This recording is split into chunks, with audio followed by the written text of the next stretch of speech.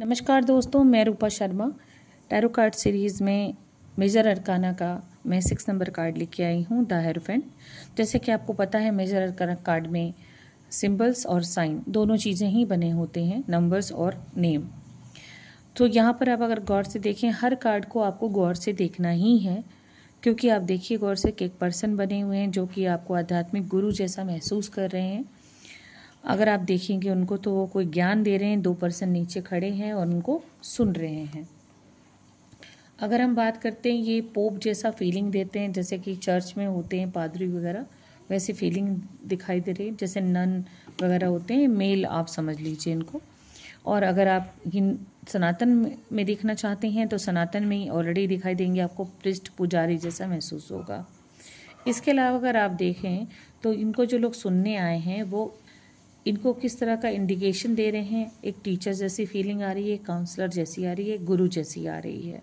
जैसे कि कभी आप किसी चीज़ में अटक जाएं तो कोई गुरु आपको उसके लिए नेक सलाह देते हैं कि आप कैसे काम करें, और कोई गलती हो जाए तो उसको कैसे सुधारें, अपने कर्मा ठीक करें, और उसके ऊपर इनका पूरा फोकस्ड है। जैसे हम देख पा रहे हैं इनको कि इनके चेहरे से एक ऑरा झलक रही है। जैसे हम किसी आध्यात्मिक पुरुष महिला को मिलने जाते हैं तो हमको उनकी ऑराज, उनके चेहरे में जो चमक है वो डिवाइन की चमक नज़र आ रही होती है, भगवान की कृपा है उनके ऊपर, ऐसा नज़र आता है। अब बात करते हैं इनके क्राउन के ऊपर। क्राउन के ऊपर 3 सिंबल्स बने हुए हैं, येलो कलर का है। वैसे ये कार्ड गुरु का ही कहलाता है, क्योंकि ये गुरु का ही यहाँ पर प्रतीक बने हुए हैं। रेड कलर का क्लॉथ है जो कि एनर्जी को शो कर रहा है, और इंटरनल जो क्लॉथ हैं वो उनके वाइट हैं जो कि शांति के प्रतीक हैं। दिखाई दे रहा है कि डिवाइन का इनके ऊपर आशीष है। इसके अलावा इन्होंने जो रेड क्लॉथ पहना है उसके ऊपर अगर आप गौर से देखेंगे तो एक पट्टी सी बनी हुई है वाइट कलर की, जो कि दिखाई दे रही है।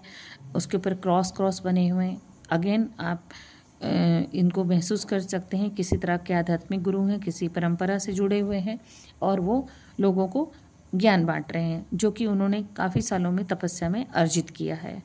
इनके हाथ में 3 फिंगर्स आप अगर आप देखेंगे गौर से यहाँ पर बने हुए हैं। इसके अलावा एक स्टिक है जिसके ऊपर 3 बनी हुई है। अगर हम सनातन से देखेंगे तो ब्रह्मा विष्णु महेश का इंडिकेशन मिलता है, और ये दिखता है कि इतने सालों में इन्होंने अपने ज्ञान को होल्ड करके रखा है ताकि लोगों की सहायता कर सकें, as a teacher, as a counsellor, as a priest, as a सलाहकार, कुछ भी आप मान सकते हैं। ठीक है। अब यहाँ पर मान लीजिए कई बार हमारा जीवन ऐसा रहता है जिसमें हम अटक जाते हैं, रुक जाते हैं, या कुछ गलत फैसले लेते हैं, तो उसके लिए फिर हम नेक सलाह लेने जाते हैं जो उससे रिलेटेड हो। अगर टीचर हो तो सब्जेक्ट के लिए, काउंसलर हो तो जिस तरह का हमारी समस्या हो। इसके अलावा हम देख पा रहे हैं कि इनके पैरों में वाइट शूज़ हैं जिसमें कि क्रॉस बना हुआ है, और उसके नीचे एक बॉक्स बना हुआ है, उसके ऊपर चाबियाँ हैं। ये जो बॉक्स है वो हमारे अच्छे और बुरे कर्मा का बॉक्स है। ये जो कीज़ हैं वो स्वर्ग और नर्क की कीज़ हैं।